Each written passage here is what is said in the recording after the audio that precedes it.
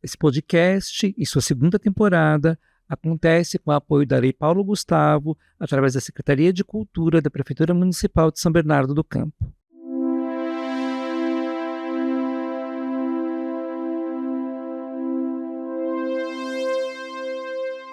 Você está em Arte Adiante. Aqui nós vamos conversar sobre arte, cultura e possibilidades de criação. Sou Nilo de Almeida, sou curador e museólogo, sou um homem branco, com cabelos grisalhos que já foram castanhos, olhos castanhos e altura média de 1,70 m. Hoje converso com Wildon Vital de Mello, um homem albino, careca de barba ruiva, usa um tapa-olho e veste uma camiseta do time Juventus da Moca. Falamos sobre a importância do papel da mediação nos museus para aproximar a sociedade de sua história.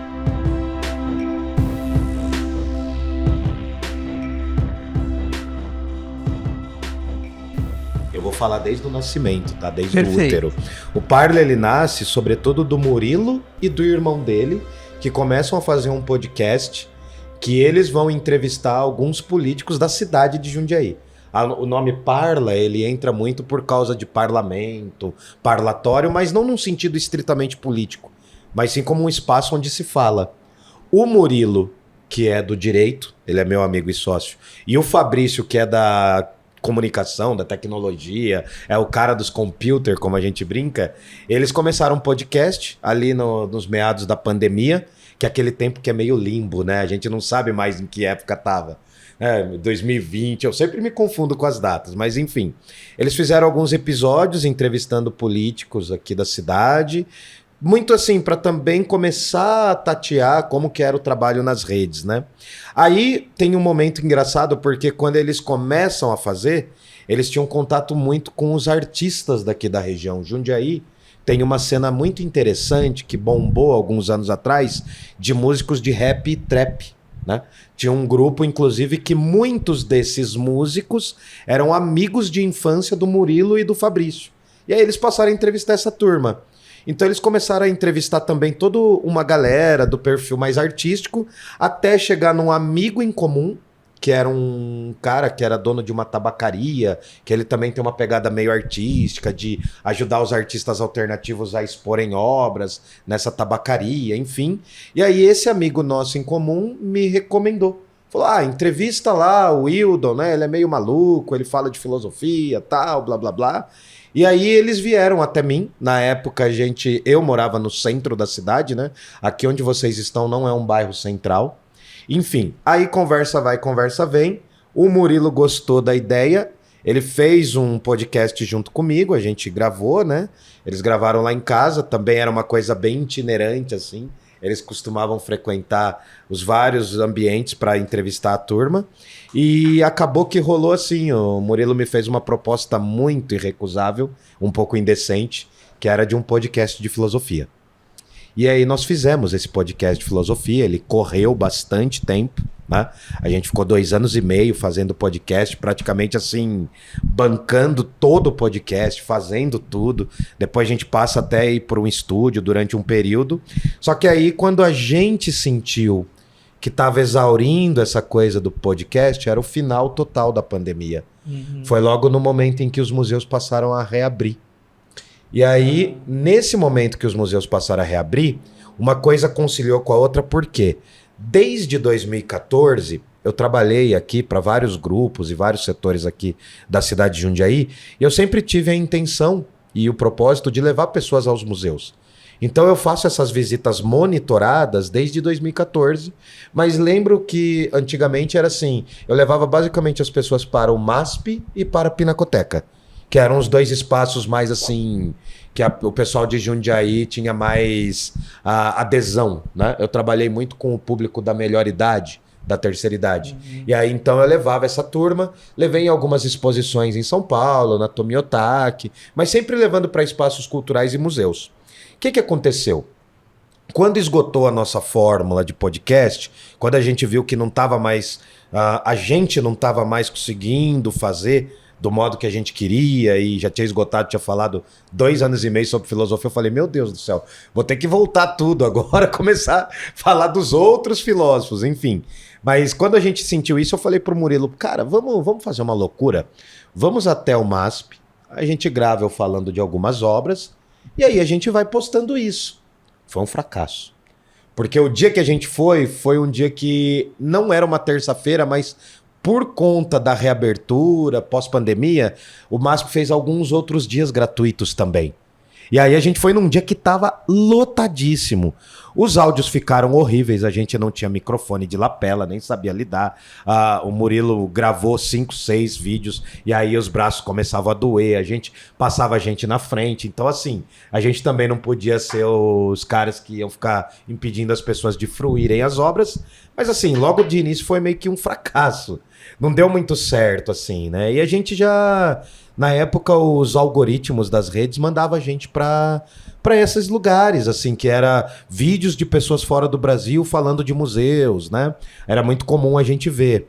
E eu falei, olha, como eu faço visitas desde 2014, no final da pandemia, apesar de todos os problemas, tudo começou a bombar, teve uma sede muito grande das pessoas de estarem na rua de volta. Assim, aquela coisa, né? A gente sabe que teve todas as contradições durante a pandemia, mas a gente sabe também que teve uma ânsia por estar fora, depois da gente ter ficado tanto tempo nas nossas cavernas, né? E quem pôde ficar, claro. Mas aí o que acontece é o seguinte, começou a dar certo, a gente continuou, eu fazia uns trabalhos particulares levando turmas, e aí a gente começou a pegar os vídeos das pessoas que gravavam os trechos. Aí a gente tentava gravar os nossos e, em consonância, gravar o das turmas. Só que assim, os nossos eram todos bonitinhos, a gente tentava organizar, fomos aprendendo, daí colocávamos legenda, deixava o mais agradável possível para as redes. Não dava 1000 views. E os vídeos que a galera gravava todo torto, com o celular todo falhando, comigo gritando lá no fundo, às vezes, esses vídeos começavam a engajar. E aí eu falei, olha, vamos fazer o seguinte então, a gente vai fazer visitas monitoradas, porque como eu não sou da área da história da arte, propriamente dito, eu sou um intrometido. Uhum. E aí a gente, como na filosofia, né, você falou da filosofia, a filosofia ela trabalha muito com essas questões estéticas. Então, durante a minha graduação, eu tive uma sólida noção sobre as estéticas, né, sobre os estudos de épocas diferentes. Evidentemente que tive que ler muito Platão, que ele faz o estudo da beleza, enfim, e vários outros pensadores e pensadoras. Aí o que acontece? Meio que as coisas foram se conciliando. A gente achou a fórmula das redes, a gente já vinha com um pequeno know-how, não era grande coisa, mas já vinha com um pequeno know-how falando com as redes sociais por meio do podcast, e aí foi conciliando. Até que no ano retrasado, teve um vídeo nosso que bombou assim absurdamente e a gente já estava fazendo as visitas monitoradas e aí as pessoas começaram a procurar, a gente começou a fazer mais trabalhos, né? Eu já fazia algumas coisas particularmente, como escritor e professor já fazia algumas coisas, mas aí os Sescs começaram a procurar a gente para atividades, porque para muita gente é novidade essa coisa aqui no Brasil ou aqui em São Paulo. Tem muita gente que faz, mas para o público maior ainda é novidade, inclusive, ir aos museus. Sim. Então a gente pensou isso. E nessa longa narrativa eu quase fiz um podcast inteiro. Peço que tenham paciência porque eu falo demais. A ideia é essa. E aí, qual o primeiro museu... Você lembra do primeiro museu que você visitou? Ou a lembrança mais antiga que você tem de visitar um museu? Bom, eu lembro do primeiro museu que eu visitei a Paisana, quando eu não era nem camaleão albino, nem parla, que foi o MASP. E é engraçado, porque eu entrei no MASP a primeira vez, foi só quando eu já estava na faculdade. Né? Então eu já tinha 22 anos, 21 para 22 anos. Foi a primeira vez que eu entrei no MASP. Eu tô com quase 40. Uhum. Não faz 20 anos ainda.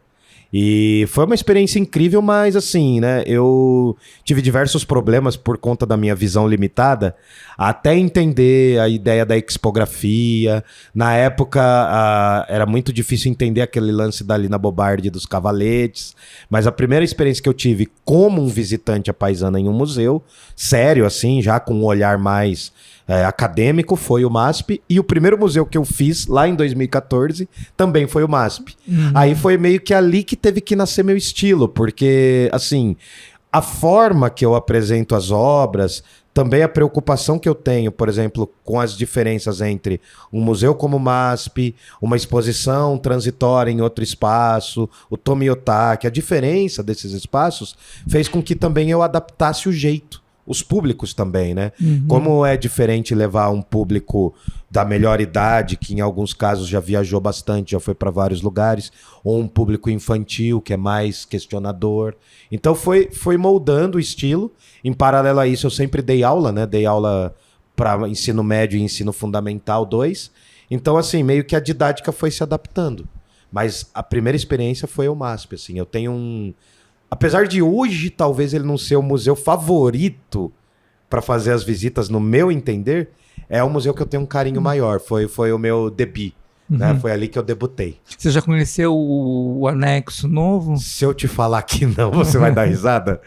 Porque a gente já foi chamado, a gente foi convidado pela própria assessoria do MASP, a gente foi convidado 3 vezes, mas as 3 vezes que a gente foi convidado, teve uma super especial, né? Que era para quem era amigo MASP. Que a gente é amigo MASP, né? O Murilo e eu, e agora os nossos assistentes do Parla, as pessoas que estão trabalhando com a gente é amigo MASP, mas não fomos. Nós não fomos.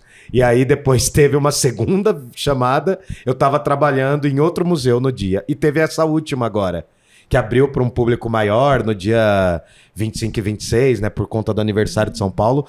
Nessa eu estava trabalhando em outro museu também e eu evitei ir porque estava muito lotado. Então, assim... Quando a gente trabalha muito com o público, isso acho que é um mal de professor, o melhor lugar das vezes é o silêncio. Nesse final de semana eu trabalhei, no final de semana que o MASP abriu, mas eu não fiz ainda a minha estreia no novo prédio. Mas sei que tá magnífico. Muito bom.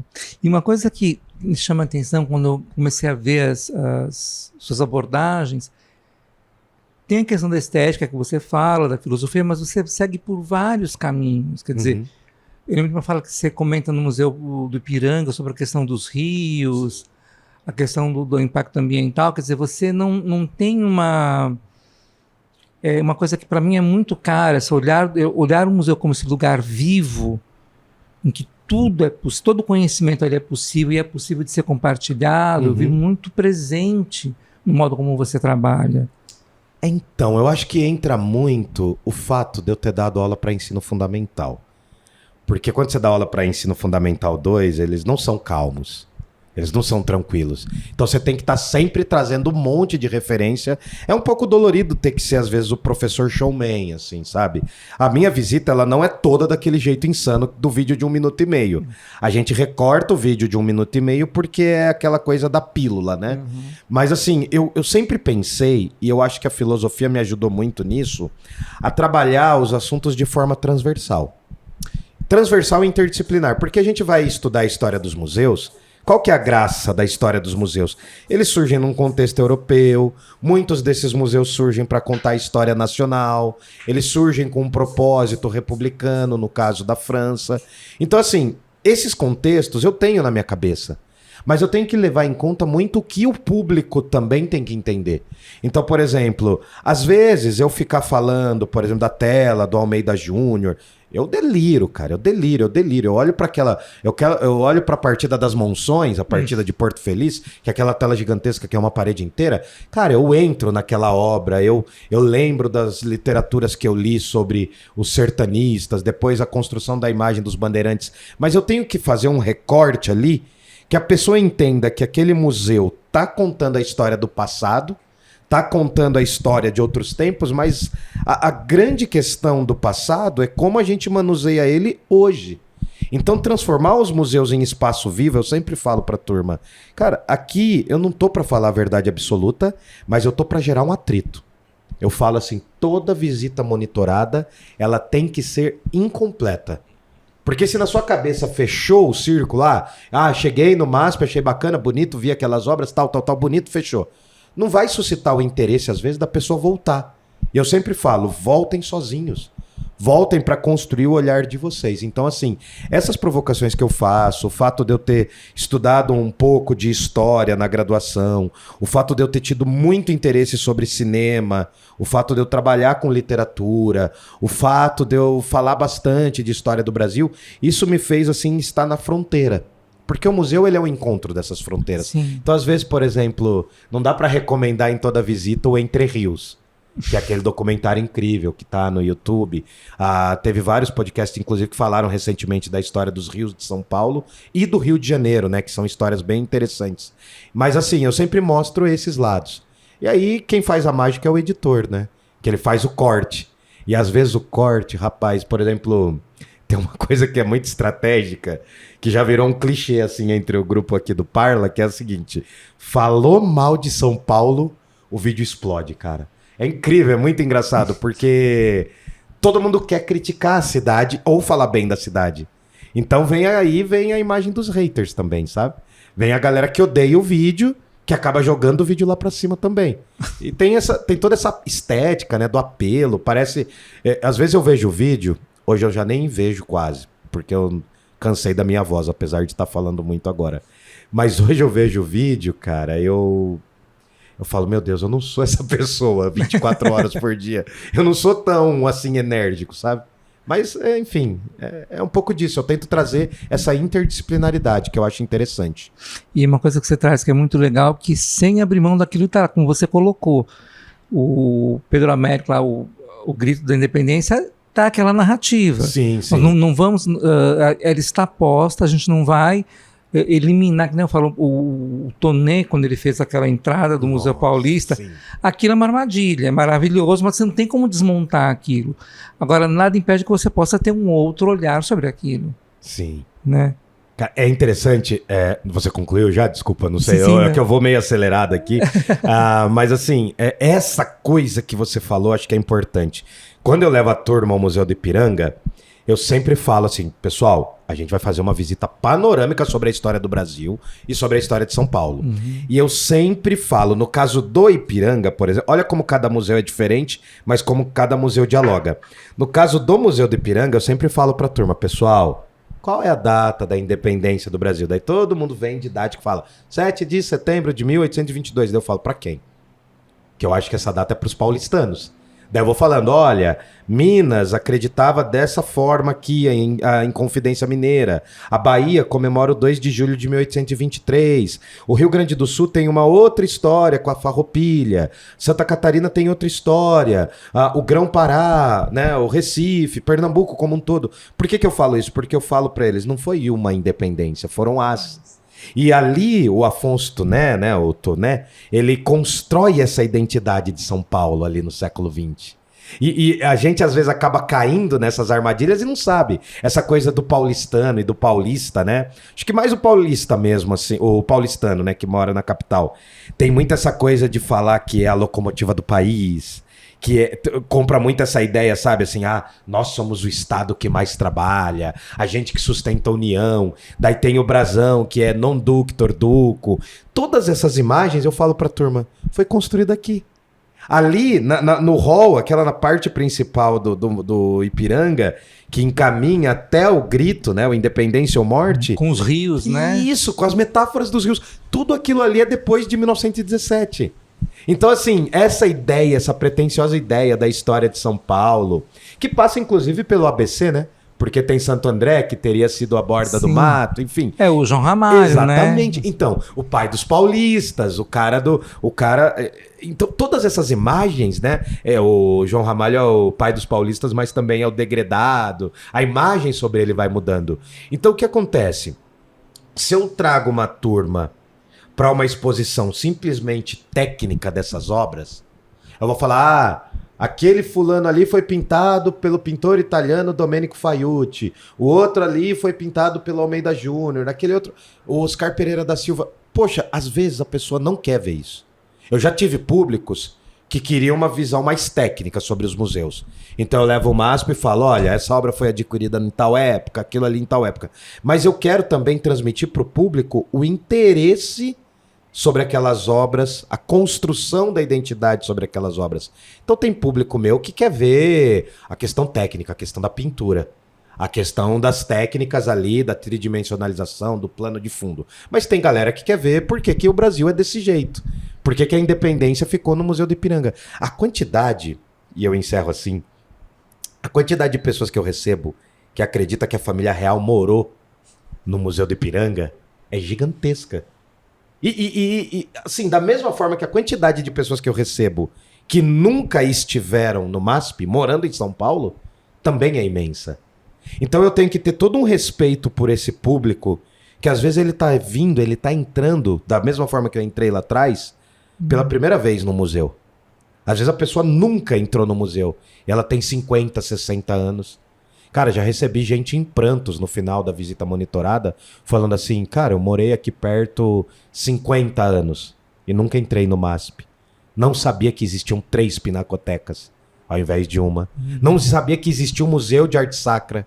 Então, assim, a gente vai adequando para cada público, mas essa ideia de causar não só a emoção, né? Porque não é uma emoção gratuita, mas, sabe, da gente ver aquilo também, ao mesmo tempo que a gente faz a crítica a essa história monumentalizada do Brasil e de São Paulo, a gente fala, mas isso também é incrível. Sim. Você vai pra França, você vai ver a mesma coisa. Você vai pra Itália, você vai ver a mesma coisa. O túmulo do Napoleão. É, né? Nossa, total. A construção da imagem do Castelo de Versalhes. Mas a ideia é essa, é provocar as pessoas para que elas sintam esse interesse em entrar em museu. Sabe, eu tento... Eu sou meio que assim, eu sou o cara chato também, sabe? Porque, acho que vocês já perceberam, né? Que eu sou o cara chato. Mas assim, acho que tem um lance de profanar aquele espaço. Como se fosse só um espaço místico, culto, religioso e quase ascético. Eu quero trazer ele também para o cotidiano, assim, sabe? Eu não quero desprezar o espaço, mas eu quero profanar mostrando que aquilo ali é nosso. Que aquilo ali é nosso patrimônio. Que a gente pode falar com aquela obra. A gente pode conversar, não pode tocar, mas pode falar com a obra, sabe? Então a ideia é um pouco essa, assim. Essa é a proposta, pelo menos. Não, e acho bacana porque nós estamos num momento, inclusive, que cada vez mais se enfatiza essa questão da acessibilidade, da inserção, mas ao mesmo tempo, essa monumentalidade, Sim. Ela ainda está muito presente, né? Sim, cara. Por exemplo, eu não sei se vocês já foram, mas tem o Museu Judaico. Sim. Cara, o Museu Judaico, ele é o exemplo de que todos os museus tinham que ser.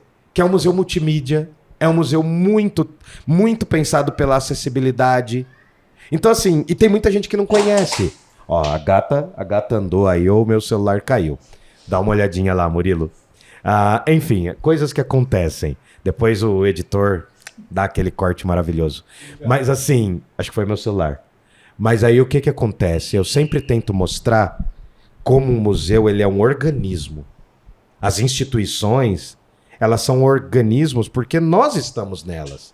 Elas não existem, né? A gente pode aqui fazer várias teorias filosóficas, mas as instituições não existem só por si. Elas existem porque os seres humanos no tempo existem e vão dando novos contextos. Por exemplo, um museu no século XIX, ele não tem o mesmo caráter como um museu do século XX. Sim. Eu gosto muito de um cara do cinema, eu piro nesse cara, tá? Eu prometo que eu não vou falar tanto dele. Porque começo a falar, eu não paro mais de falar dele.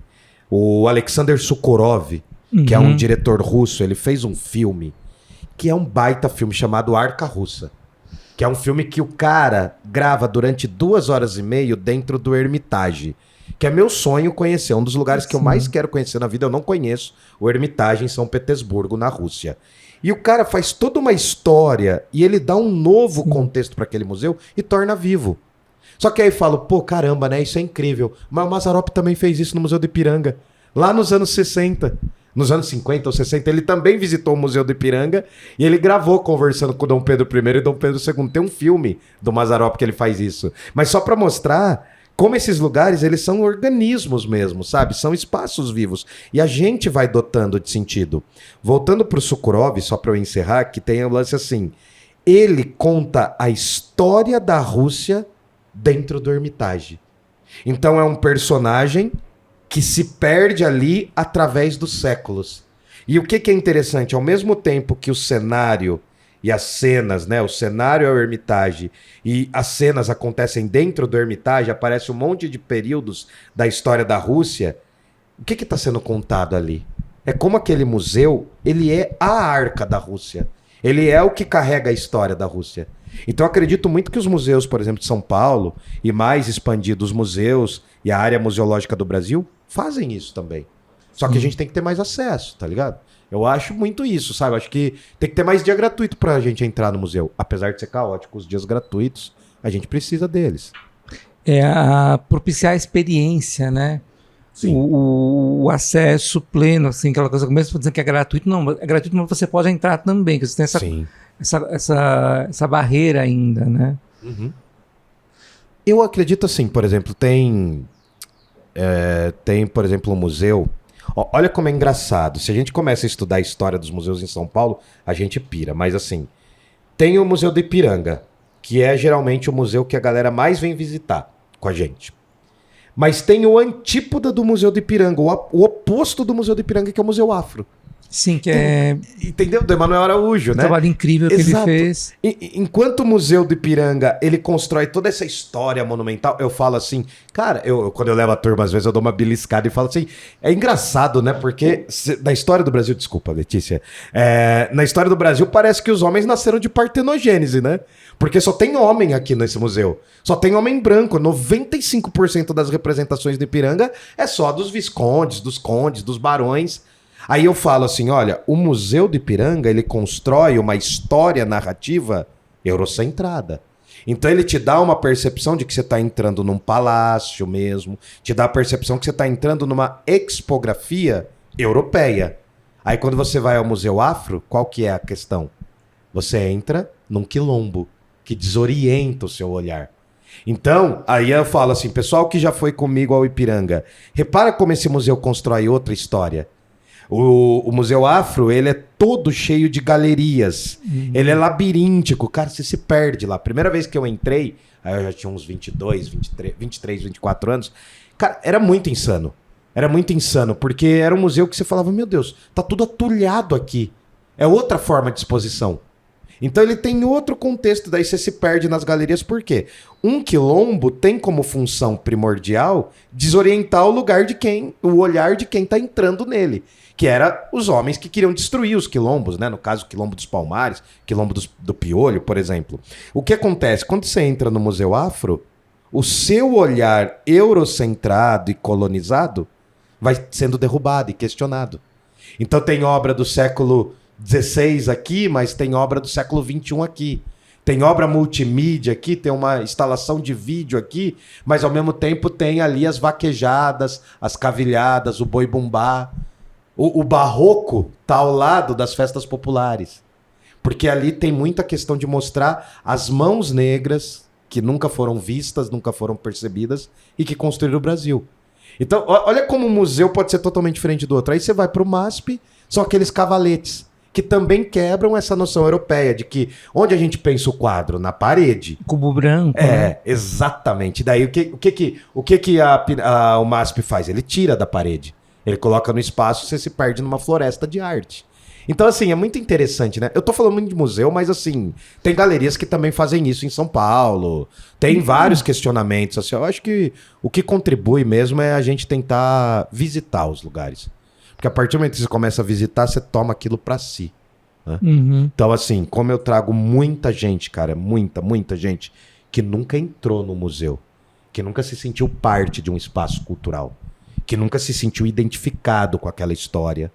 Pô, a pessoa pensa que, por exemplo, o MASP... Já ouvi também, tá? A pessoa acha que não tinha nada dentro do MASP. Era só uma grande caixa vazia. Era só... teve uma moça uma vez, uma senhorinha incrível. Ela falou assim, nossa, eu achava que aqui era um prédio administrativo só, que não tinha obra. Imagina, ela passou a vida ouvindo que o MASP era um museu, mas ela nunca entrou, cara. Sabe, assim, e às vezes as pessoas também me perguntam assim, pode entrar de chinelo? Eu falo, olha, é pelo seu conforto. Ah, pode entrar de bermuda em alguns museus? Eu falo, olha, claro que pode. Mas assim, o tamanho, o espaço e a cisão, né, esse vão entre o indivíduo e o acesso à cultura, cara, às vezes mostra esses choques, assim, sabe? E a gente lida com todos os públicos. Todos os públicos, vocês imaginarem. Então, assim, a gente recebeu uma ONG uma vez de pessoas aparentadas a pessoas que eram encarceradas naquele momento. Pessoas que estavam presas e foi muito emocionante. A mulher chegou, entrou no MASP. Cara, a primeira tela que eu falei era uma Nossa Senhora, a Nossa Senhora de Copacabana. Mas não é a Copacabana do Rio, é a Copacabana, acho que do Peru. Porque Porque tem uma Copacabana Sim. no Peru, acho que no Peru ou na Bolívia tem. E ela era filha de bolivianos. E aí ela começou a desatar em choro. E assim, como que você vai explicar? E ela nunca tinha entrado ali, sabe? Ela ficou emocionadíssima. Então é isso, sabe? A gente proporciona um pouco disso, né? Da experiência, do acesso. E a gente fala. E a gente, como traz todos os públicos, a gente tenta lidar com todos os públicos possíveis. Esse é o caos. Muito bom. E aí tem um outro braço que você faz, que é o escritor. Onde o escritor entra nesse caminho? Ixi, cara, olha, já quero deixar aqui, eu não sabia quantos iam vir, mas eu quero deixar aqui um dos meus primeirinhos livrinhos, né? Vocês que estão ouvindo, é um livrinho tão preguiçoso que ele é um quarto, ele parece um tablete de um livro. Eu queria já deixar para vocês. Obrigado. É quando eu escrevia haikais, né? São textinhos aí, são pequenos textos de origem oriental, só que os meus haikais eles subvertem um pouco isso, porque eles partem de uma ideia que é construída por um escritor norte-americano, que é o Jack Kerouac, que ele escreve haikais, mas não pensando nos cenários da natureza, ele pensa nos cenários urbanos. Então ele transforma o haikai também numa forma de retratar os ambientes urbanos dos Estados Unidos. Então eu pego um pouco disso, e o livro, ele versão completa, eu tenho todas as fatias dele, né? Mas eu tenho a versão completa que ele tem esse nome horrível, mas que tem que ser explicado, ó. É Rai Kerouacais. Se você olhar aqui no meio, tem o nome do Jack Kerouac, que é um escritor que me inspirou muito, tal, em escrever. Que é da geração Beat, Isso, né? geração Beat. O escritor entra, cara, porque, assim, eu gostava de escrever antes de entrar na universidade. Durante a época da faculdade, eu passei a escrever de forma mais acadêmica, filosofia e tal. E aí depois, de alguma forma, eu tive que me curar dessa escrita acadêmica, porque eu sempre, desde quando eu comecei a gostar de ler, eu sempre pensei em ser escritor. Só que eu nunca conseguia dar vazão a isso. Meus textos eram muito confusos, eram muito estranhos, muito mal feitos também, muitos erros de português. Então, assim, eu começo a gostar mais da escrita quando eu vejo a possibilidade de sair do mundo acadêmico e me tornar um escritor de literatura. O escritor nasce ali num momento, cara, meio confuso, porque foi quando eu passei no doutorado da USP. Eu passei no doutorado para fazer história, né? Um doutorado em história na USP, que era o que eu ia estudar Nietzsche, que é um filósofo, a partir do curso de história, mas utilizando as cartas do Nietzsche. Então eu tentei misturar letras, história e filosofia. Não deu certo. Eu passei no doutorado sabendo que eu não ia continuar naquele doutorado, cara. Foi muito engraçado. Porque eu passei e na época, lá em 2016, eu fui em algumas palestras lá no centro de São Paulo, no CCBB Cultural, e eu vi uma palestra de um escritor contemporâneo. Eu tava muito assim, ler os clássicos, tal, né? Dostoiévski, eu tava lendo muito Roberto Bolanho, tava lendo os clássicos, né? Os clássicos e a grande literatura. Daí esse escritor, ele meio que me tirou o chão. Porque ele tava lançando um livro chamado Descobri que Estava Morto. É um escritor chamado J.P. Cuenca. Depois eu conversei com ele várias ocasiões. E ele faz uma espécie de releitura do Machado de Assis. Ele traz para o século XXI uma imagem do Machado de Assis, que é esse escritor, autor morto. E eu falei, mano, é isso, cara. Eu quero escrever. Aí eu saí, óbvio, né? Tava eu e um amigo meu, que é o meu irmão de escrita, um amigo meu chamado Mihael, que é inclusive nascido em São Paulo. Acho que ele é nascido em São Bernardo agora. Ele morou muito tempo em Jundiaí. A gente já tava fazendo aquela coisa da duplinha de escritor, sabe? É óbvio que eu saí pra encher a cara, falando que agora eu ia ser escritor, e aí eu já tava levando a escrita mais a sério. E pra piorar a situação, cara, eu ganhei um concurso de escrita na USP. Assim, era um concurso mais simples, mas eu ganhei um concurso de lá de dentro e publicaram um livro meu pela Malha Fina Cartoneira, que é de uma autora lá, uma professora lá da USP. Aí eu falei, mano, o que eu tô fazendo doutorado? Nem bolsa eu tinha. Falei, vamos pro mundo, né? Daí eu já era professor de filosofia e comecei a escrever mais a sério, cara. Aí fui lançando livro atrás de livro. Já tem uns 6 já, assim, mas eu gosto do fato de ser um escritor independente, sabe? Também é uma forma de brincar pela minha incapacidade de ir atrás das grandes editoras. Então, como eu tenho preguiça de falar com grande editora, de fazer o grande romance que vai mudar a literatura brasileira, então eu faço essas escritas miúdas aí, assim, ó, faço conto, crônica, e vou lançando os meus textos, sabe? Eu gosto de lançar do meu jeito, porque daí eu lanço nos bares aqui da cidade, em São Paulo. O escritor entra no meio disso tudo, cara. Percebeu, né? Um dos jeitos de fazer muitas coisas é fazer todas elas ruins. Então eu trabalho muito desse jeito, assim, né? Dos meus sapatos, arranquei os cadarços, não quero laços. Isso. Esse é um haikaizinho, né? Eu faço esses haikaizinhos aí, Aí, assim, eu sou muito aquela coisa assim, né? Quando eu trabalho com escrita, o que eu faço? Eu tenho que desenvolver a fórmula do que eu quero escrever. Uhum. Então, assim, uma das coisas que mais me agrada quando eu falo com artistas, escritores, escritoras, quando eu falo com o público que produz arte, seja alguém que produz um podcast, seja alguém que produz literatura, né? Eu tive a oportunidade agora recente de falar com o Flávio Cerqueira, né? Que é o cara que está expondo lá no preciso ver a exposição, eu fiquei por conta dos seus livros. livros. É incrível, tá incrível. E eu tive uma oportunidade dentro da oportunidade, que eu falei assim, Flávio, já conhecia ele, falei, cara, vamos fazer uns vídeos, nós dois juntos? E aí, no dia 6 agora de fevereiro, a gente vai, inclusive, fazer uma palestra juntos lá, no CCBB. E aí ele falou, bora, mano. O cara é super acessível, ele quebra muito com essa ideia do artista que tá lá em Nárnia, enquanto você é um ser humano. E aí, só pra concluir essa ideia da literatura, então, assim, eu tenho que desenvolver o jeito que eu quero escrever aquela coisa. Então, por exemplo, quando eu fui pros haikais, eu comecei a ler haikai, e falei, mano, mas eu não vou ter acesso tal como, né? O Japão desenvolveu os haikais e foi aperfeiçoando. Mas eu fui lê-los. Tal, fui pegando fórmula. Eu queria dar essa temática mais urbana para os haikais. E aí fui trabalhando, cara. Tem haikai meu que segue métrica. Tem haikai meu que é pura sem vergonhice, que não tem métrica nenhuma. Às vezes não tem rima. Então, assim, eu vou absorvendo a fórmula e tentando revalidar essa fórmula para mim. E como eu acho que escritor é quem escreve, né? Eu continuo escrevendo a diário, né? Eu tenho um diário que tem quase 20 anos já, que eu vou escrevendo quase todos os dias. Eu acredito muito que a escrita é uma prática, é um outro desses campos de disputa, sabe? Uhum. E aí o escritor tá no meio disso tudo, né? Nesse caos todo. Quem sabe aí pra posteridade, daqui 200 anos, lembrem de mim, mas... Hoje eu só produzo, cara, assim. A ideia é essa, sabe? Mas que o escritor também, ele é um artista, ele é um criador. Sim, total. E tá nesse contexto, quer dizer... Aí tem o escritor, e o Parla não é só o Parla hoje, né? Não. Ele é uma persona. Cara, é complicado isso. Eu sempre tive muita dificuldade, porque meu pai acabou escolhendo um nome de artista pra mim, né? Que Hildon é o cantor. E o Hildon de verdade, ele tem Y no nome. O meu é um Hildon um pouquinho mais convencional. Meu pai sempre gostou muito das músicas do Hildon, né? Aquele que canta...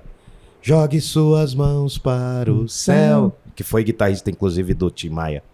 E eu não sei se eu acho que tinha altas expectativas para eu virar artista, tá ligado? Acho que meu pai e minha mãe, né, assim... No caso, meus pais sempre tocaram violão, enfim. Mas aí o que acontece? Eu sempre tive dificuldade em ter que explicar o meu nome para as pessoas. Todo mundo pronunciava o Hildon, Rildo, até o Windows já me chamaram, né? Mas normal. Hoje eu acho até legal quando as pessoas perguntam como que é meu nome, eu falo, não, como que você lê? Que às vezes o H aparece, às vezes não, mas enfim. E aí o que acontece? Confesso que eu li Hilton. Não, mas eu acho super atrativo isso, cara, porque aí vira uma coisa meio assim, né? O Aristóteles dizia que o ser das coisas se diz de várias formas. Então, assim, cada um que vai falar meu nome de um jeito vai me perceber talvez de um jeito. Aí entra o lance do fazer literário, que é quando eu crio a imagem do camaleão albino. Sim. Que é o personagem que eu sou. Esse aí é alter ego mesmo, assim, sabe? É lá nos meus livros, quando eu escrevo uma coisa mais autoficcional, falando de mim, eu crio essa imagem do camaleão albino, só que piora, porque assim, quando eu tava para lançar o meu livro de contos, eu ainda era professor. E eu queria falar umas besteiras. Só que eu falei, mano, como que eu vou falar se isso cai na mão da diretora, era escola particular, galera, sabe? Tava bem naquele período ali, 2017, 2018. Não tava fácil ser professor naquela época, nunca esteve. Aí eu criei um personagem que sou eu mesmo, mas não sou eu, que é o Henrique Vitarelli. Hildon Vital e Henrique Vitarelli. Então aí eu lançava os textos, eu lançava nos jornaizinhos eletrônicos aqui da cidade... E quando publicava, a diretora lia, cara. Na época, minha sogra também lia. Meu Deus, era um terror. E quando eu sabia que o texto tava bom, era quando vinha alguém que me conhecia e falava, mas isso aconteceu de verdade? Meu Deus, que terrível, tal. Que eu contava umas coisas meio baixaria. Daí eu falava assim, putz, se a pessoa não gostou, ou se a pessoa veio me perguntar se é real, é porque beliscou a pessoa. E aí virou o Henrique Vitarelli. Então, quando eu escrevo as minhas crônicas, né? Que nem são crônicas, eu chamo de anacrônicas, porque elas estão fora do tempo, aí eu viro o Henrique Vitarelli. Mas o cara que escreve isso é o Camaleão Albino. É uma tentativa de ser um Fernando Pessoa, cara, só que eu sou pobre.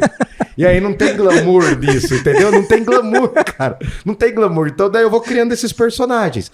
O Parla entra, porque hoje é engraçado, as pessoas me chamam de Parla. Eu falo, pode me chamar, chama de Hildon, de Parla, de Camaleão Albino, chama do que quiser, cara. Chama de você, chama de professor, de senhor. Mas assim, eu acho que essa brincadeira dos nomes, e também é uma certa adequação, porque quando eu tô ali fazendo as visitas guiadas e sou Parla, eu não necessariamente sou escritor. Eu me vejo muito assim como o cara que tá servindo aquele público para que aquele público veja aquelas obras. Quando eu tô escrevendo, aí é quando eu entro mais na caverna, né? Que a literatura é um negócio meio solitário. Tem o escritor boêmio, mas também tem o escritor que fica ali sozinho, escrevendo ou digitando. O artista no seu ateliê. É, entendeu? Então, assim, eu tento posicionar um pouco disso. No fundo, é tudo meio bagunçado. Mas eu tento posicionar um pouco isso até pra eu resistir, cara. Até pra eu lidar com essa coisa toda de ter que ser midiático. Eu não me acho um cara tão midiático. Todo mundo acha que, assim, eu sou super pra frente, super explosivo, mas isso também é uma persona. O artista faz isso. Sim. Até pra ele se confortar. Agora, quando tem que pagar boleto, vai ver se adianta eu falar lá que eu tô com o tapa-olho, que eu faço visita em museu. Quando tem que pagar boleto, tem que pagar boleto, entendeu? É mais ou menos isso. Mas é o modo que você encontrou também para pagar o boleto, certo? Sim, então, não, é essa parte que funcionou, entendeu? Tem que ser estratégico. E aí tem mais uma persona que também aparece agora, que é o professor, né? Sim, sim. O professor, cara, é que assim, eu vou falar um negócio que parece meio maluco, mas é muito clichê isso que eu vou falar, mas assim, eu sabia que eu ia ser professor, desde muito antes de ser professor. Sobretudo na época que eu odiava a escola, eu sabia que eu ia virar professor, não sei porquê. Assim, eu posso te dizer com 101% de certeza que eu escolhi o curso que eu queria estudar. Numa época em que todo mundo me falava que assim, que isso, você tá maluco, filosofia, isso não dá dinheiro, isso não tem mercado de trabalho, filosofia não existe, cara, você vai estudar um negócio que ninguém fala, né? Você vai virar padre, você vai virar pastor. Eu falava, cara, eu quero fazer isso porque eu tinha uma espécie, não que eu já sabia do meu futuro, mas eu tinha uma espécie de antivisão de que por eu ser uma pessoa que sabe falar, pelo menos, eu sei convencer. Então eu sempre soube um pouco disso. Eu sempre fui uma pessoa... É meio chato falar que é de personalidade forte, né? Porque geralmente é a pessoa tóxica que fala isso. E eu tô tentando não ser tanto. Mas brincadeiras à parte, eu sabia que eu ia trabalhar com a palavra. Sabe? Você ia professar a sua fé. Isso. Eu passei, né, pela vida assim de trabalhar como operário, eu fui ajudante de caminhoneiro do meu pai, depois trabalhei em fábrica por um tempo, eu vi que aquilo não era pra mim. Aí eu comecei a dar prejuízo pras fábricas porque eu ficava no horário do trabalho lendo e escrevendo. Então assim, eu tava lá cuidando do almoxerifado, aí às vezes vinha que eu tava lendo assim, sabe? Chegava o dono da empresa da época e eu tava escrevendo, lendo assim. Ele falava, você não vai fazer nada? Eu falei, já fiz, cara. Tá aqui, ó. Todo o trabalho tava pronto. Eu corria pra fazer o trabalho pra poder estudar pro vestibular na época. E assim, eu sempre soube que eu ia trabalhar com a área de humanas. Eu até tentei fugir disso. No terceiro ano de graduação eu queria até prestar biológicas, mas eu fiquei sabendo que tinha cálculo 1, daí eu desisti, tá ligado? Que eu odeio número, não me dou bem. E assim, o professor ele entra no meio disso tudo, cara. Só que também é um professor que, apesar de eu estar falando bastante, é um professor que ele também tem que ir só até a porta do acontecimento. Porque quem tem que atravessar é a pessoa. O mais legal do Parla hoje não são apenas as pessoas que entram pela primeira vez numa visita com a gente. É a pessoa que já está fazendo o 5º museu. Ou o 6º museu comigo. A pessoa tá gabaritando, a gente brinca que vai fazer o passaporte Parla. Que a pessoa já foi na primeira visita, já foi a segunda. Às vezes a pessoa fala, putz, eu já vim ao MASP com você e tô trazendo a minha mãe. Tô trazendo meus sobrinhos.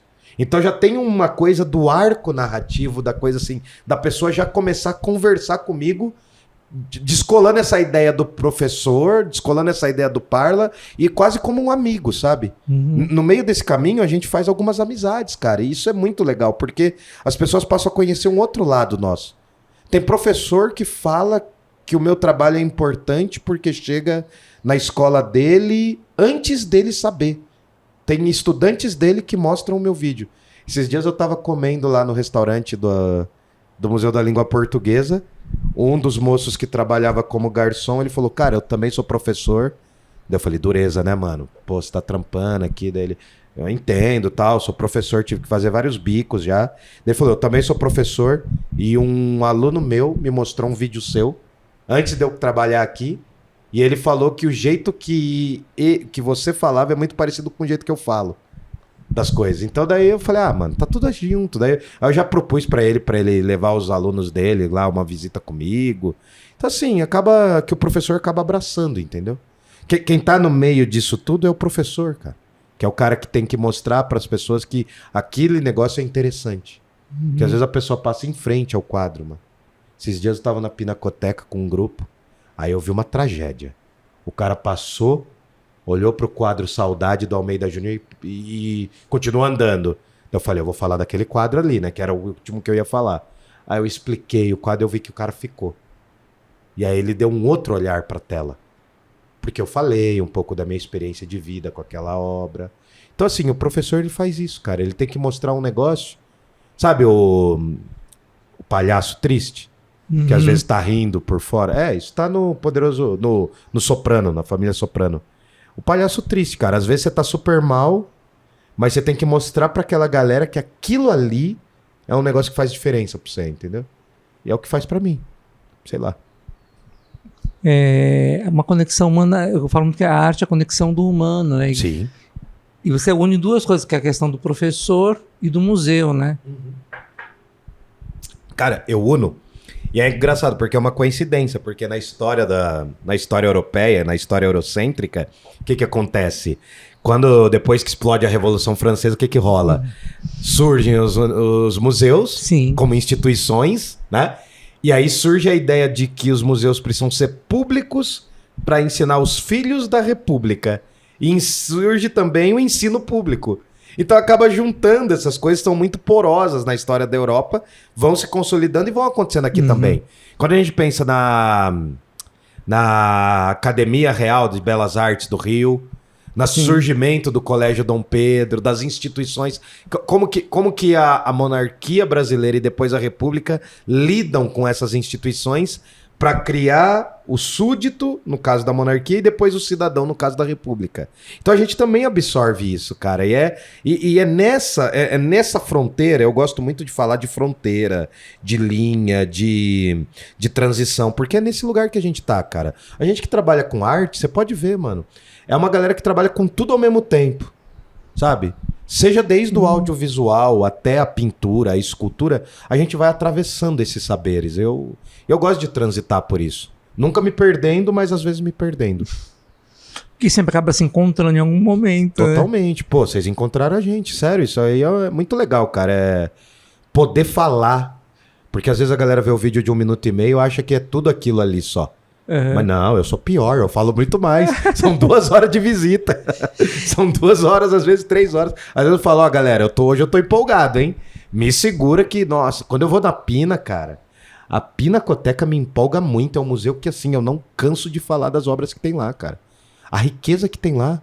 Pô, Sidney Amaral, Rosana Paulino, o Flávio Cerqueira mesmo, Georgina de Albuquerque, Arthur Timóteo da Costa, sabe? São artistas de ontem e de hoje que eu sinto muito, cara. Eu sempre fui um cara muito revoltadinho, sabe? Eu fui o rebelde com causa e sem causa. E quando eu comecei a visitar museu de verdade e ver que aquilo ali era patrimônio meu, eu falei, mano, por que na escola não me mostraram? Uhum. Pô, eu tô a 45 minutos de São Paulo. Sabe, Jundiaí, onde eu sempre trabalhei e estudei, Tá 45 minutos de São Paulo. Por que nunca nenhum professor meteu um louco e falou, vocês vão de trem comigo? Eu fui esse professor maluco, sabe? Na escola eu falava assim, não, vocês vão de trem. Aí a diretora falava assim, não, mas... escola particular, né? Não, mas é muito perigoso. Eu falei, não, é perigoso mesmo, mas se cair uns 2 ou 3 no vão do trem, a gente deixa lá. Eu falava ironicamente, né? Daí ela falava, meu Deus do céu. Eu levei muitas turmas de trem. Eu falava, não, de ônibus a gente não vai. E quando eu levava de ônibus, eu levei algumas turmas na Sala São Paulo, né? Eu falava pro motorista, eu falei assim, ó, tenta passar ali ao redor da Cracolândia pra mostrar um pouco esse contraponto. Que os meninos e as meninas estavam indo pra ver um concerto na Sala São Paulo, que é um puta de um lugar lindo, mas ao lado tem a Cracolândia, cara. Sabe, quando você olha essa contradição, isso tem que dar um choque na sua cabeça. Eu não tô nem falando de qual viés político você vai adotar, qual percepção, mas, cara, a arte, ela tem que gerar um pouco de confronto. Eu falo, gente, se a arte não contestar em nenhum momento, ela vira receita de bolo. Todo mundo vai gostar e vai fazer igual, entendeu? Então tem que ser, cara. Você pega aquele artista, o Maxwell Alexandre. Sim. Pô, cara, esse cara é muito incrível. Teve exposição dele na Paulista, na Avenida Paulista, lá no Sesc. Esse cara questiona. Ele cria novos lugares pra arte. E tanto a produção dele como ele como artista. E o grande incômodo que eu vejo que causa não é tanta questão, às vezes, da produção, mas é dele ser uma pessoa que provoca. Sim. Porque também se espera um comportamento, né? Sim, total. Você pode ser uma produção que seja questionadora, mas você tem que ter um padrão como a persona do artista. Exatamente. Né? Não, e ele faz uma leitura... E, cara, assim, o simples fato... Não foi tentando imitá-lo porque eu vim com a camisa do Juventus hoje, tá? Mas o simples fato dele ser um artista... Perdão. Que às vezes ele dá uma entrevista com a camisa do Flamengo, ele já rompe. O que a gente espera de um artista? Que ele vai estar ali, estilo Van Goghinho, século XIX, pedindo um cappuccino. A gente imagina o artista como uma figura distante ou como uma figura estereotipada. Ele vem e acaba rompendo um pouco com esses estereótipos, sabe, cara? A gente não pressupõe. Porque o nosso olhar tá enviesado pra pensar um artista como um cara, né, tipo Rodin, um cara barbudo, branco do século XIX. Aí vem um cara com uma outra persona, uma outra imagem, com uma outra construção, o cara rompe, cara, sabe? Isso tá muito forte também, por exemplo, na cena do jazz brasileiro contemporâneo, assim. Tem um cara que eu gosto muito de ouvir, já fui em alguns shows, troquei ideia, que é o Jonathan Fer. Jonathan Fer. Pô, é um artista de jazz incrível, porque ele traz o urban jazz, traz alguns elementos do hip hop, e você vê, por exemplo, que a maioria das pessoas não estão nem acostumadas, porque o jazz virou uma coisa que hoje só é consumido por determinadas classes sociais. E eu tento sempre falar, cara, tá vendo esse quadro? Esse quadro dialoga com o que tá acontecendo com a música brasileira hoje. Com um monte de referências novas, sabe? Eu sou meio chatão, assim, porque eu gosto de ir pras referências. Eu gosto de falar pra galera que existe. Se a pessoa vai entrar naquele universo e vai estudar aquilo, é outra coisa, mas a gente tem que jogar. A gente joga as bombas na galera, entendeu? E você acha que no cenário que a gente está vendo atualmente, tão muitas vezes polarizado, tão desafiador, vamos colocar assim, né? Como é que a gente atravessa? Cara, aí é uma questão interessante, porque assim, eu preciso falar rapidamente que eu me identifico muito com o anarquismo, né? Foi uma das correntes filosóficas, históricas e políticas que eu mais estudei. Então eu li Bakunin, eu li o Kropotkin, os autores europeus, os autores brasileiros, enfim. Eu gosto muito de estudar o anarquismo. Pretendo até falar mais dele, mas assim, quando eu tô numa visita, é engraçado porque eu falo muito do lado político da visita. Sabe, eu falo muito de que aquilo ali significa política, história. Muita gente fala nos vídeos, você tá militando. E eu falo, tô militando mesmo, pô. Tô militando pela arte. Porque assim, por mais que eu tenha um olhar progressista ou de esquerda sobre a arte, eu não sou a arte. Então, pra mim, não tem problema nenhum falar, ó, esse artista aqui, sendo ele um homem conservador, um cara do século XVIII, sei lá, não tem nenhum problema. Porque tem uma coisa que transpassa mesmo, que é entender a obra, conversar com essa obra, dialogar, ver visualmente, aquilo ali te afeta, cara. Eu olho pra um quadro do Rembrandt, pô, aquilo ali me pega, aquele claro escuro, aquela luz vindo na diagonal, já lembro dos mangás, já lembro dos animes que também usam. Então assim, eu falo, cara, tem que viver a experiência da arte. É claro que, quando eu tô fazendo visitas em museus, sobretudo como o Ipiranga, o Apina, esse aspecto de falar do Brasil e das contradições, desse Brasil ideologizado e politizado e até em alguns casos polarizado, vem. Mas eu falo, não tô nem aí, cara. E eu tô meio já que... Agora eu acho que eu entrei num estágio que eu tô gostando dos meus haters. Gostando dos meus haters. Cara, lancei um vídeo esses dias falando do continente africano e o vídeo é todo editado. Então eu tô falando uma hora da América e outra hora do continente africano, só que o vídeo ficou editado. Cara, meu, que eu tomei de porrada. Que eu passei do Tratado de Tordesilhas de 1494 e eu fui para a Confederação de Berlim de 1885. E nesse salto temporal eu tava falando na visita sobre a exploração da América e a exploração da África. Que é assunto mais atual do que esse? O que tá acontecendo no continente africano? O que aconteceu essa semana com a Colômbia aí, ó? O que a gente tá vendo? As deportações. Um cara que também é imigrante falando contra os imigrantes. Ou descendente de imigrante, enfim. Então, assim, eu acho que tem que ter essa batalha. Eu tento, às vezes, não me perder. Uhum. E hoje eu tô entendendo com as redes o jogo das redes, que é o quê? Eu tô lá nos vídeos, os vídeos estão sendo vistos agora no meu celular, mas eu não sou exatamente aquilo. E a minha visita não se reduz àquilo. Ela é uma vitrine. Mas, por exemplo, quando a gente vai, né? A gente, quando estuda redes sociais, eu não sabia nada disso. Culpa do Murilo ter feito isso comigo. Mas, assim, tem o topo de funil. Tem aquele vídeo que você tem que pegar a galera em 1 minuto. Que é aquele vídeo, por exemplo, do Ipiranga. Uhum. Ah, a cidade de São Paulo era navegável. A galera já para. A galera para e fala, pô, por que assim navegável? Hoje só tem asfalto e tem rio fedido. Daí tem o meio do funil. Que é aquela galera que ficou incomodada com o meu vídeo ou gostou, que vai clicar ali no story e fala, o que esse maluco tá propondo? E aí começa a seguir. E tem o fundo de funil, que é a galera que vai pro meu curso de História da Arte. Que é a galera que vai me procurar lá no YouTube, que a gente voltou inclusive ontem. Então assim, pra você vingar na internet, e se vingar um pouco também, né? Você tem que ser raso no topo de funil. Você tem que jogar o básico, você tem que jogar aquele belisco. Daí depois você vem pro meio do funil, você já joga mais conteúdo. E no fundo do funil é aquilo ali, né, que a turma do Choque de Cultura fala. Você espanca, né, o seu interlocutor, colocando pequenas doses de cultura, né? O Choque de Cultura é um grupo cômico, tá? Então não me leva a sério agora. Mas ele fala assim que eles colocam o conhecimento como se fosse a pílula, né, na comida do cachorro. Então ali quando você vai pro fundo de funil, aí você transmite mesmo. Mas quem que vai até lá? Você entendeu? É essa coisa, cara. Trabalhar com rede social é isso, sabe? E aí eu me vejo assim, caramba, meu. Eu dava aula pra 40 na sala. Aí eu sabia que 10 estavam prestando atenção. E desses 10 eu sabia que 3 iam procurar os livros que eu falava. E 1 ia ler. Mas é a vida do palhaço, cara. É a vida. Todo dia era isso. Quando o professor era todo dia isso. A gente tem observado, acho que nos últimos anos, a explosão dos museus, a explosão do mercado de arte, a SP Arte, as grandes feiras, e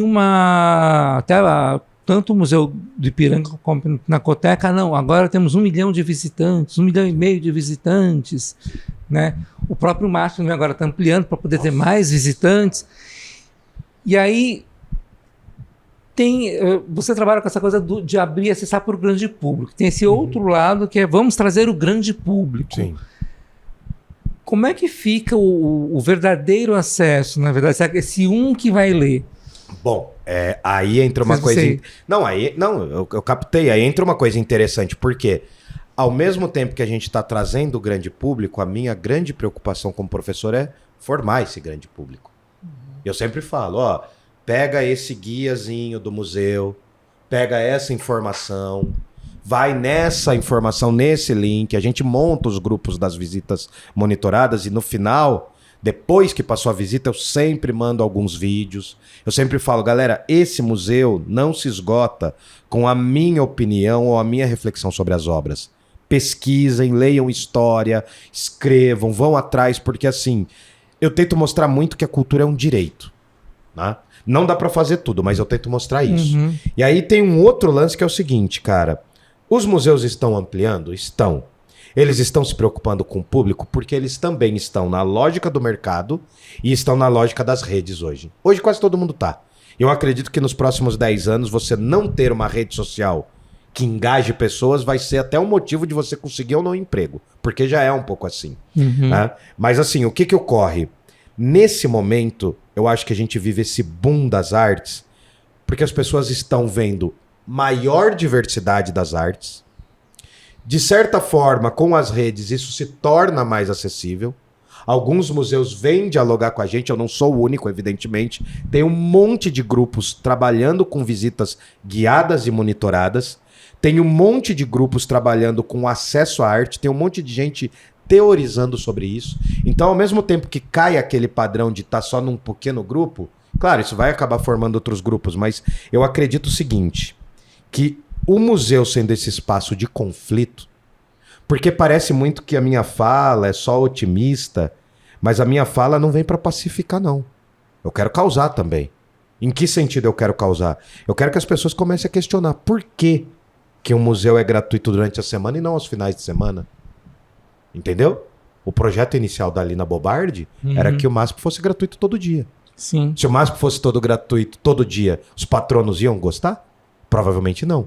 Porque eles iam ter que se preocupar muito mais com o público, porque aquelas obras fazem parte do mercado das artes. O próprio surgimento do MASP, a polêmica de o MASP ser o MASP, tem muito a ver com venda de obras que era na Europa vistas como obras de segunda mão até. E algumas que eram espólio de guerra. De guerra. Exatamente. É 1948 que começa o MASP. Ele só vai existir como MASP em 1968. Cara, 3 meses antes do AI-5, inclusive. Né? Ele é inaugurado em setembro, outubro, novembro, dezembro, Dia 11 de dezembro acho que é o AI-5, né? O ato institucional número 5 em 68. O que acontece, cara? Eu acho que tem que ter esse conflito. Tem que ter esse ruído na cabeça da pessoa. Eu quero... Sobretudo quando eu pego as pessoas que ainda são virgens de museu. Quase nunca foram ou nunca foram. Eu falo, a pessoa tem que sair com aquele ruído e falar, meu Deus, cara, como eu passei tanto tempo sem entrar aqui. Então, assim, de forma que a gente cria esse acesso, a gente também faz diversos trabalhos com ONGs. A gente está tentando lançar esse ano uma linha de visitações que vai ser só visitações públicas para escolas públicas, porque a gente quer trabalhar também com esse público, né? A gente quer levar escolas públicas no caráter público. No dia que o museu é gratuito ou no dia que o museu não é gratuito, tentar pegar algum desconto ou pagar pela nossa conta mesmo, para que as pessoas entrem, cara. Porque é muito bonito eu ficar aqui no discursinho e aí as visitas monitoradas comigo ficam cada vez mais elitizadas. Também é ruim para mim. Tem que estar no maior público. A gente tem um fluxo de vídeos que é... Diariamente as pessoas vão vendo o nosso vídeo, cara, isso engaja. Outro dia eu tomei um susto. Tem um vídeo meu lá que ele tem 1 ano de tempo assistido. 1 ano, um vídeo de 1 minuto. É como se a galera ficasse vendo 1 ano. Eu mostrei até para um amigo meu assim outro dia. 1 ano, 47 dias, 23 semanas. Sabe, um negócio absurdo, cara. Até onde chegou isso? Só que o que eu faço a partir disso, entendeu? É muito esse trabalho. Não dá para salvar todo mundo. A minha intenção não é ser o salvador, mas a minha intenção é o quê? Se eu estou aliando esse discurso da acessibilidade e do verdadeiro acesso, até que ponto eu faço isso? Quando eu era só escritor e ainda não estava no Parla, eu levava meu livro de maneira gratuita nas escolas, fazia uma palestra e distribuía alguns exemplares para os interessados. Então tinha também um feedback disso. Então é todo um trabalho, cara. É assim, hoje, engraçado que hoje falta mão, porque a gente quer voltar a fazer podcast, a gente quer voltar a fazer assim mesmo. Eu tenho aqui algumas ideias pro Parla que são muito mirabolantes. Quem me freia é o Murilo, né? Porque ele é a parte financeira, ele fala, não, isso não dá. É a voz da razão. É, mas eu sou a voz da loucura, assim. É Dionísio e Apolo brigando todo dia, cara. Todo dia a gente briga. Eu falo mais com o Murilo do que com a minha noiva, cara. A gente já se chamou de amor já, né? É verdade, cara. É sério, porque assim, acaba sendo... Tem o lance da amizade, mas tem o lance profissional também. E a gente quer muito que o Parla... Hoje a gente não chama o Parla de projeto. Olha o mindset, ó. Tá vendo? Eu sou coach. A gente não chama o Parla de projeto, porque o Parla existe, é uma empresa.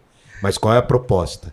De levar o Parla mais longe. Eu quero fazer o Parla fora de São Paulo. Porque é muito confortável só falar dos museus de São Paulo. Pô, eu quero chegar em várias regiões do Norte, Nordeste, do Sul, do Centro-Oeste. Chegar no sentido de fazer as visitas lá. Entendeu? Então, assim, a gente quer trabalhar com uma linha nos próximos anos que é visitas interestaduais, intermunicipais e visitas internacionais. A gente está trabalhando agora para isso. Entendeu? Para que a gente consiga levar mais público e trazer mais conteúdo. Olha... E até perguntar assim, que é um eixo do podcast, o que você vê adiante. Mas meio que você já também que ir apontando esse olhar para frente, né? Cara, é que assim, quando a gente começa a trabalhar com rede, com produção de conteúdo, a gente já começou a sacar um pouco a lógica, porque assim, até 2020 eu não sabia, cara, eu nem celular queria ter mais. Eu não sabia mexer no Instagram. Ainda não sei, meus stories são horríveis, tá? Tem um pouco dessa coisa de aprender algumas dinâmicas das redes, mas o que acontece? Quando o Murilo me conheceu, ele até tira sarro, porque ele via meu YouTube, né? Ele via no meu YouTube, tava assim, tipo, análise de filme francês da década de 20. Leitura dramática de um texto do Mayakovsky. Hoje tem o quê, né, tal?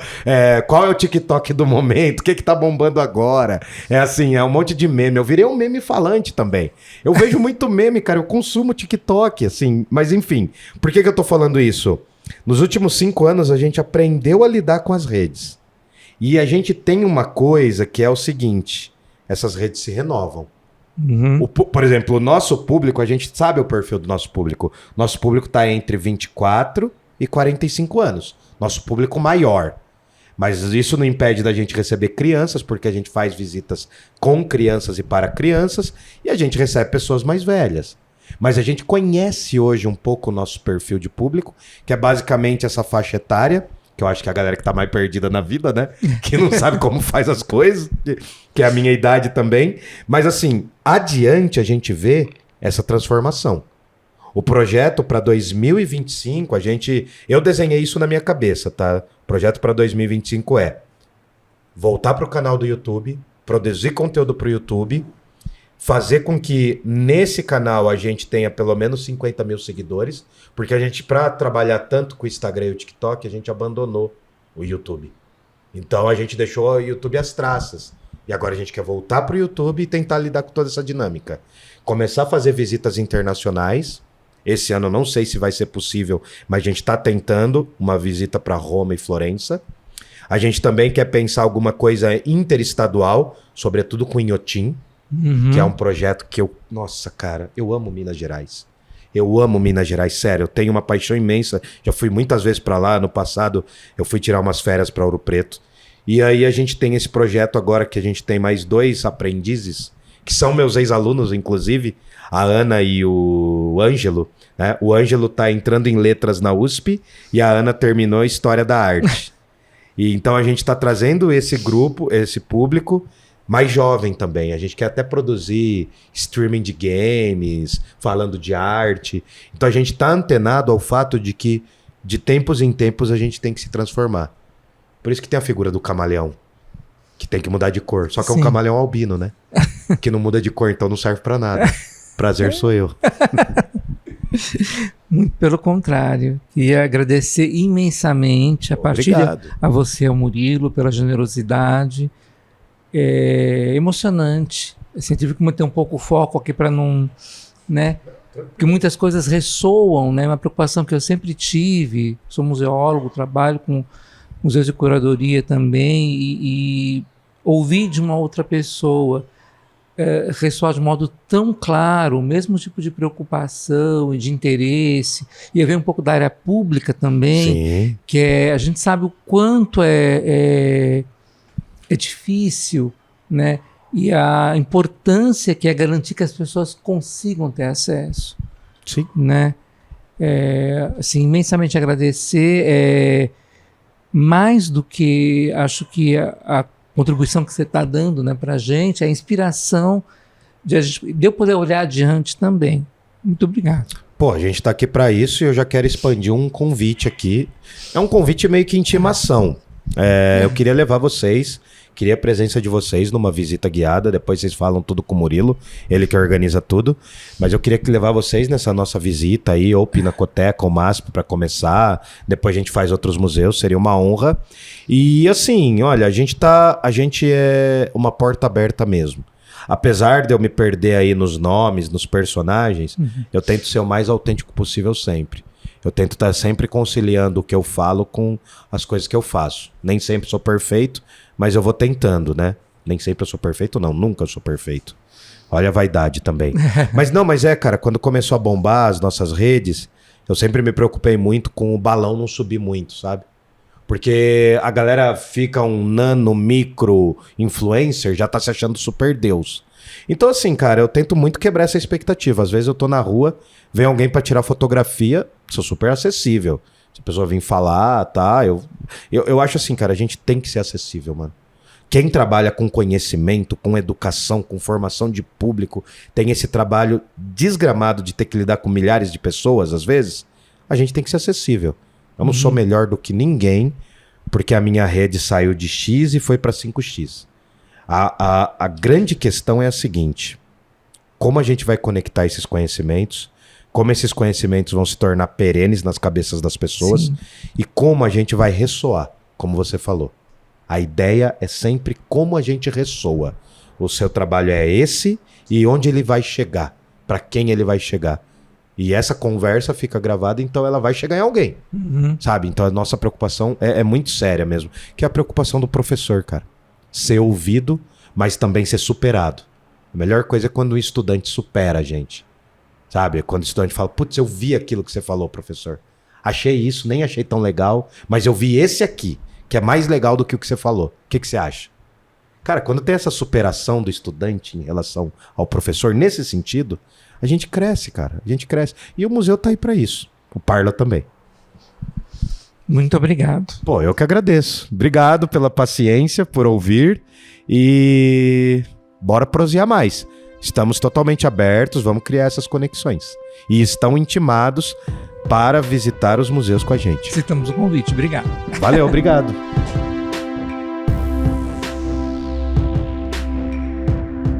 Você acabou de ouvir um episódio do Arte Adiante, um podcast da Cheio Vazio, apresentado pelo Nilo de Almeida, dirigido por Shunji Okazaki e produzido por Paradoxa Cultural. Essa segunda temporada foi apoiada pela Lei Paulo Gustavo via Secretaria de Cultura da cidade de São Bernardo do Campo. Nos siga nas redes sociais e ouça nossos outros episódios. Tchau!